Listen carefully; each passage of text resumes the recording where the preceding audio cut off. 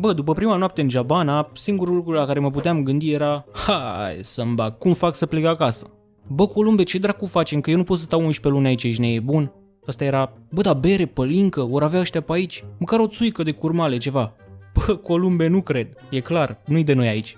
În fine, undeva pe la 7 dimineața sau chiar mai devreme, Ardeleanu, unul dintre ei 3 de seara trecută, vine la noi la baracă și zice: "No, bă, noi merem în șantier, haide și voi, numai bine vedeți și voi despre ce-i vorba." În mintea mea era, ia uite-l pe ăsta, frate, nici n-am ajuns bine și hop în șantier. No, hai că venim. Îți dai seama, era prima zi, nu știam ce șantier, cum o fi acolo, așa că ne gândim, bă, hai să ne îmbrăcăm serios, doar nu mergem la plajă.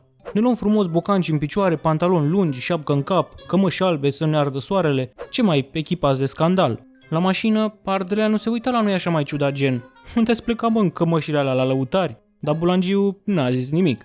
În fine, ne urcăm în mașină și plecăm la drum. Am mers câțiva kilometri pe autostradă, după care încă câțiva prin deșert. Și la un moment dat oprește ăsta mașina și zice: "Bă, mai avem 1 kilometru 2 până unde trebuie să ajungem, dar de aici o luăm pe jos." Hai să mă pe jos? Prin deșert? Da, pe jos, hai să merem. Hai, Columbe, ia pe la tine că-i belea. Deja mă imaginam ca în filme rătăcit prin deșert cu halucinații și de-alea. No, o luăm frumos la pas pe dune de nisip, tot urcam, tot coboram și în final, după minute bune de mers, ajungem în vârful unei dune. Și Ardeleanu, gata, aici e. Ce ești, măi, jine, e bun?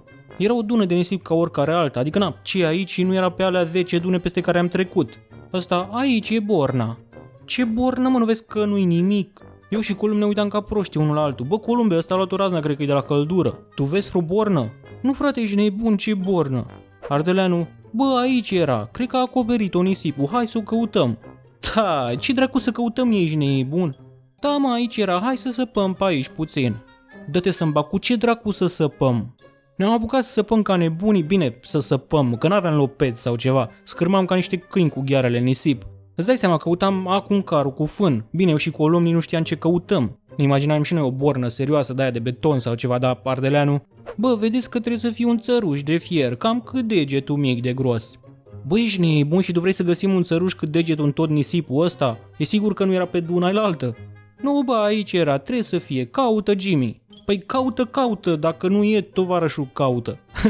Bă, și-am săpat acolo mai bine de jumătate de oră, făcuserăm ditai gaura în duna de nisip, dar borna ăstuia nu era niciunde. Bă, Ardelene, cât mai săpăm, frate, nu vezi că nu e aici, sigur nu era Dunăilaltă. Nu, dar las, că o mai căutăm și mâine. Da, ia uite, bă, ce fac eu nemirate, sap în nisip ca un câine. În fine, se făcuse aproape 12, așa că ne hotărâm să mergem undeva să mâncăm. Ardeleanu, ce vreți să mâncați? Vreți ceva tradițional? Știu o bodigă cu mâncare bună. Bă, dacă zici că are mâncare bună, da, hai să mergem. Plecăm din deșert, ajungem la bodega de care zicea ăsta, intrăm acolo și... Bă, frate, știi cum era înăuntru? 2 mese și în mijloc un covor de vreo 10 metri pătrați plin cu bengalezi, indieni și pakistanezi, care stăteau pe jos și mâncau ca niște câini, adică cu laba. Tai, Columbe, ce-i cotețul ăsta, frate? În final ne așezăm la una dintre mesele alea două, vine un pakistanez și ne aduce la fiecare câte o sticlă de apă. Apropo, apa e gratis la ăștia, dacă te duci la orice bodegă, te pui la masă și primești apă, moca. Acum aș fi băgat și un mix sau o ceafă de porc cu o bere rece, dar de unde? Nu tu bere, nu tu carne de porc. Tot ce aveau era orez cu orice, mai puțin carne de porc. Ne luăm cât un chicken biryani, adică orez cu o pulpă de pui. Peste câteva minute vine pakistanezul cu mâncarea, o lasă pe masă și pleacă. Eu și Columb ne uitam ca proști unul la altul. Îi face Columb semnul ăla să vină la masă. Boss, dar tacâmuri? N-avem și noi, măcar niște bețe de alea ca la chinezi ceva. Tacâmuri? Ce-s alea? N-avem, doar biryani, orez. Nu, boss, lasă biryani, lingură, furculiță, furculițion, de-astea n-avem? Nu cred. Stai să mă uit. Pleacă pakistanezul și se întoarce peste câteva minute cu 2 linguri de plastic, de-alea de unică folosință. Până să vină ăsta, Ardeleanu deja băga orez cu laba. Hai, Columbe, peste 11 luni când ajungem acasă, nu o să mai știm să ținem furculița în mână, ești nebun. În fine, ne apucăm și noi să băgăm orez cu lingurile alea, când la un moment dat mă trezesc cu un pakistanez lângă mine. S-a pus jos acolo la masă. Bă, să-mi bag, ce-i cu ăsta, frate? Boss, cred că ai greșit masa. Dar Ardeleanu, bă, lasă-l că așa e la ăștia, nu contează dacă e cineva la masă, dacă e un loc liber, poți să te așezi. Deja nu mă mai uimea nimic. Hai să ai poftă, pakistane. Îi vine mâncarea la pakistanez, o dita farfuria cu orez cu vreo 2-3 sosuri. Bă, și s-a apucă ăsta să mănânce. Lua orezul cu gheara, îl lămuia în sosurile alea, apoi îl strângea în pumn și apoi îl băga în gură. Se boise la gură ca un copil de 3 ani. Vedeam cum îi se scurge sosul ăla pe barbă. Hai să-mi bag, ce-i cu ăștia, frate? Deja simțeam cum mi se ridică orezul înapoi în gât. M-am ridicat și am ieșit direct afară. Te dracu, ardelene cu pakistanezii tăi. În fine, am plecat de acolo, deja eram palid la față de la toată experiența cu pakistanezul. Mergem un pic prin șantier, pierdem câteva ore vremea pe acolo și pe la 4-5 plecăm către Geabana.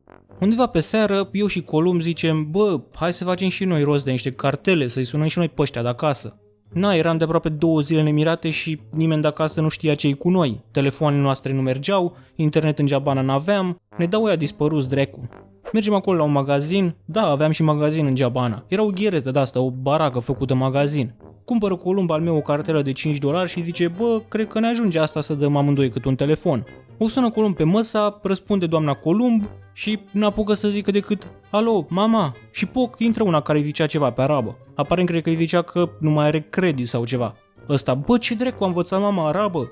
Încearcă să sune din nou, dar nema credit. Te în gură, Columb. Mergem înapoi la magazin, Columb era convins că l-a păcălit ăla. Cu frate să vorbești 10 secunde de $5. Voia nebun să certe cu bengalezul ăla de la magazin.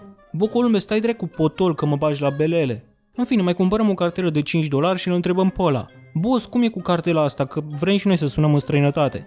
Aparent trebuia să activăm nu știu ce opțiune și aveam câteva minute de vorbit în țară. Mergem înapoi la baracă, îi sunăm pe ăștia de acasă, maică mea era disperată. Alo, Jimmy, mamă, am zis că ai pățit ceva pe acolo, ești bine? Da, mamă-s bine, cazarea e bună, mâncarea e bună, e de vis. În mintea mea era, dacă ai ști tu, mamă, în ce baracă stau și ce briani am mâncat eu azi. Nu, și asta a fost prima zi în Geabana, adică la muncă pe acolo. Morala poveștii de azi, dacă ajungi în Emirate, în special în zona Geabana, ia-ți o furculiță și o lingură la tine, că ăștia n-au, frate, bași cu laba. Cheers!